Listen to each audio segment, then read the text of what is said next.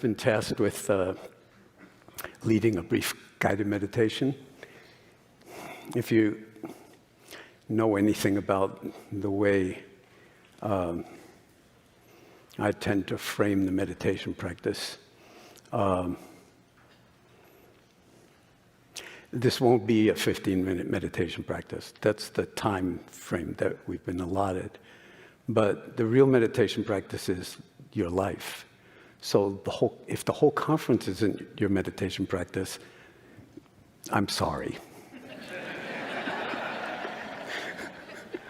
But that can transform itself in one instant by simply intending to not miss this moment and not turn meditation into some special moment, because every moment is insanely special and privileged in the sense that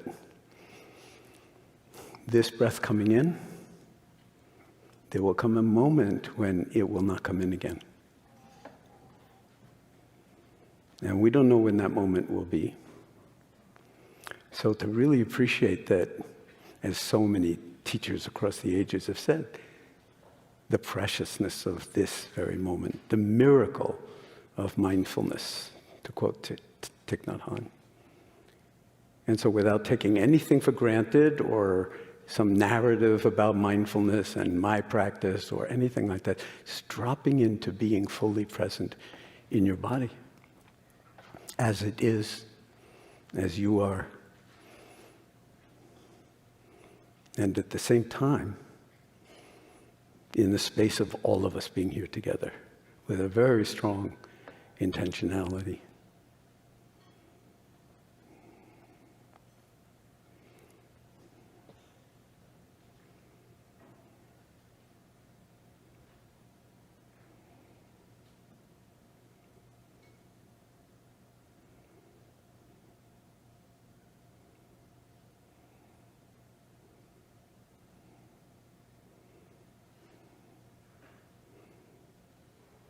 So can you feel the entire sensory universe of the body as a whole, W-H-O-L-E, sitting here,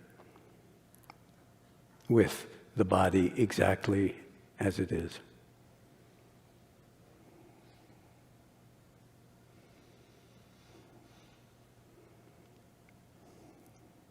And the universe of sensations associated with this breath coming in and this breath exiting.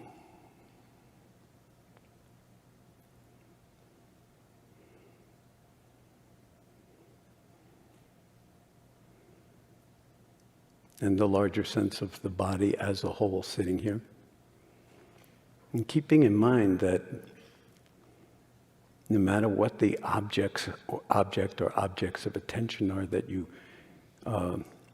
give yourself over in any particular period of formal meditation practice, the invitation, let's put it this way, it's never about the object of attention.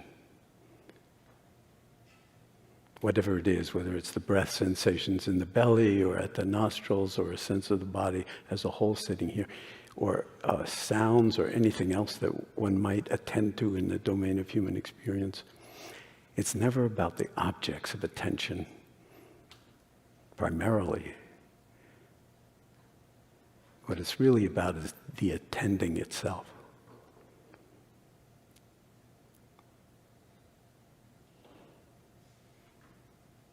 And did you hear the degree of silence in the room just dropped after I said that?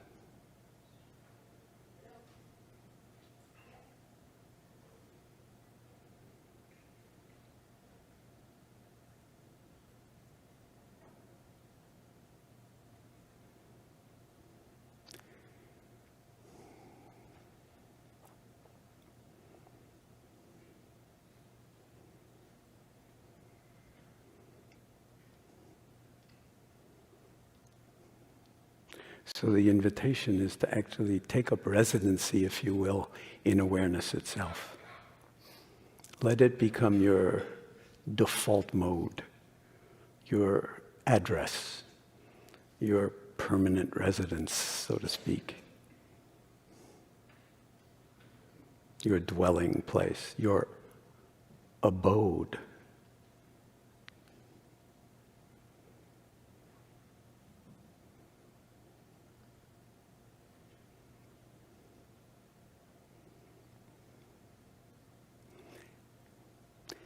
And then silence and awareness become fused. Silence and wakefulness.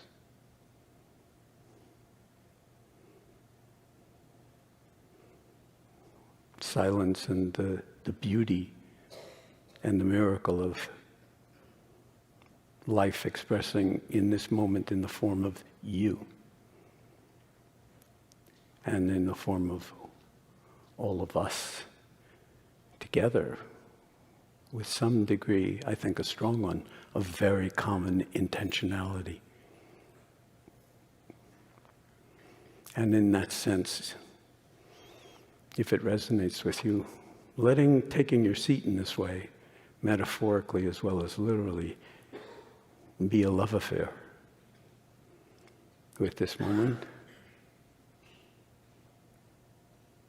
and with the potential to transform the world. Because if each one of us shows up in this moment, in our fullness, guess what? The world is already different, right in this moment, by virtue of us showing up in our fullness. It may sound tiny, small, insignificant, and it may be tiny, but it's hardly insignificant. And in fact, it may be the only leverage we have to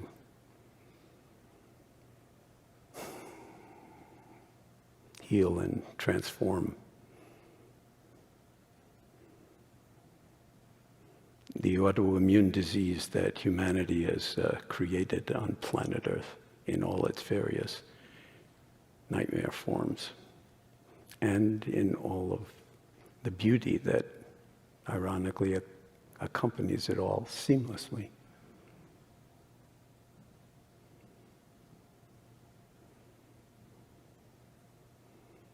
A love affair with this moment.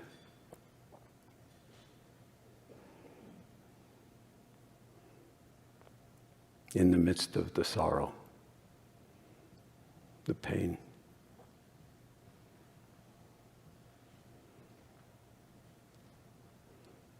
And embracing it in some sense or other.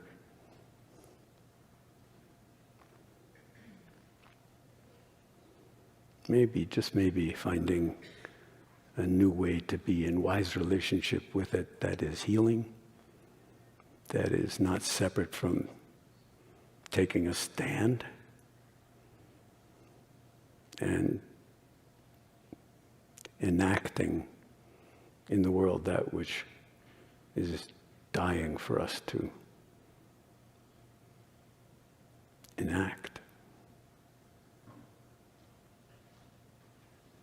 And it's all right here in this timeless present moment we call now, underneath thinking.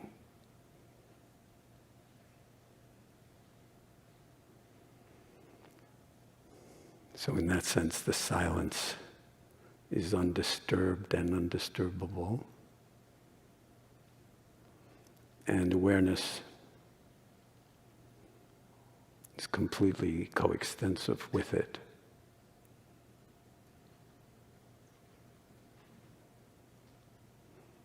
And with that, your innate beauty, genius,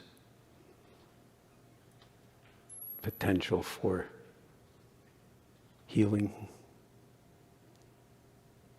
the wounds of the world and the wounds that we carry.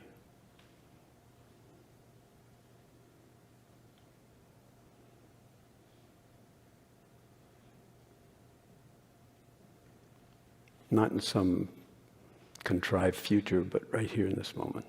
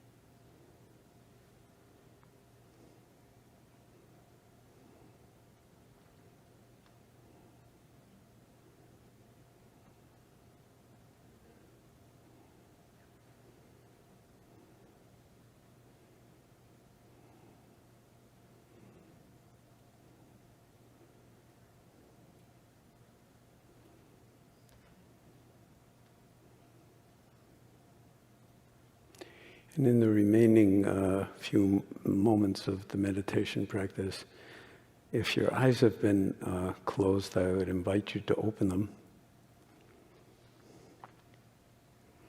and drink in what's ever in front of you. Just letting it all appear and recognize it as appearing. And then letting your head, because we have such degrees of freedom of motion of the head and neck, letting your head just kind of drink in what's around you, moment by moment, with full awareness. And drinking in the faces and the feeling of the people around you,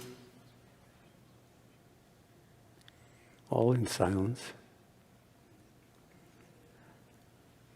And recognizing that although we may come from all over the planet,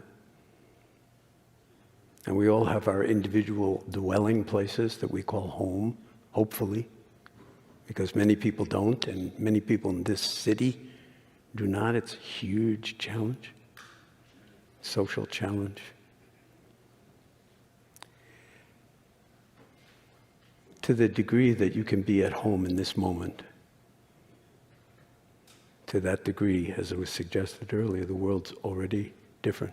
Doesn't mean you have to be completely, in alignment with the actuality of things, because sometimes it requires, standing up and taking a stand. But who is it that's taking the stand? That's exactly what the world is dying for, starving for, is for every single one of us to be the beauty that we already are.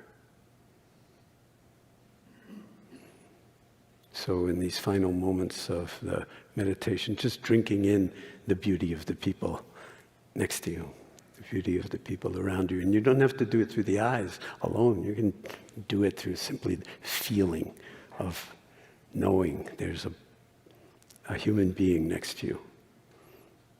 Maybe somebody you've lived with for 60 years, maybe somebody you haven't been next to for 60 seconds.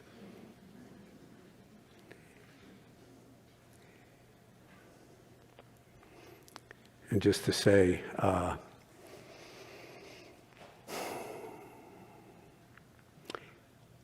I stood by the doorway coming in just to get out of the wind, and a whole bunch of people came up to me, and it was just incredibly beautiful. And people expressing gratitude in one way or another.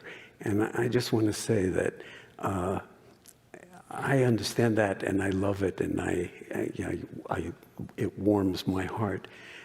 But I also want to say that the gratitude needs to be extended in all directions. That the reason, it's like Ubuntu, I am because you are. The reason I write books, to the degree that I can even understand why, it's to express something that will resonate in you, not because of me, but because of you, or because of we. And so there's no way to really express gratitude that's really meaningful other than paying it forward in the world. And that's kind of like COVID, like it's a kind of viral expression, but it's, instead of being toxic, it's healing. And the more you can pay that forward, pay the gratitude, pay the awareness, pay the loving kindness and the compassion forward in small but not insignificant ways, and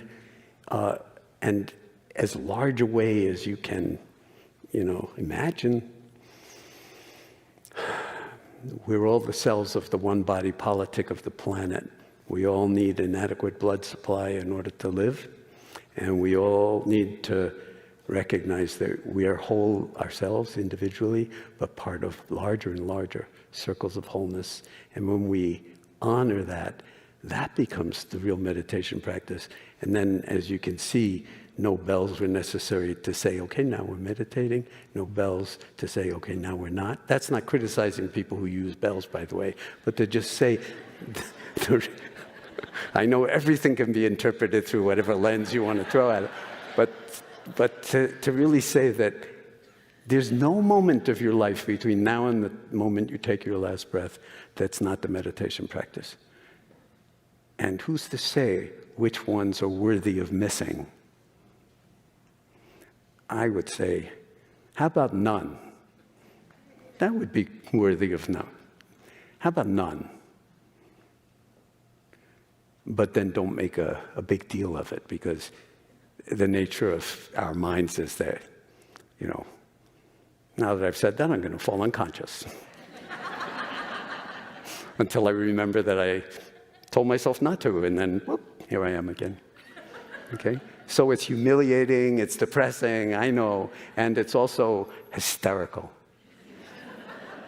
And then, has the awareness held it all?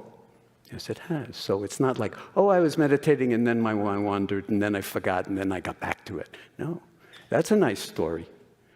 But if you rest in awareness, if that becomes your default mode, as the neuroscientists like to say, then the entire thing is meditation practice. And then life and all our relationships and interactions, and the question of how to live in this world with integrity and not be morally compromised. All of this becomes the curriculum at the moment. So, thank you, folks. And let's have a marvelous day.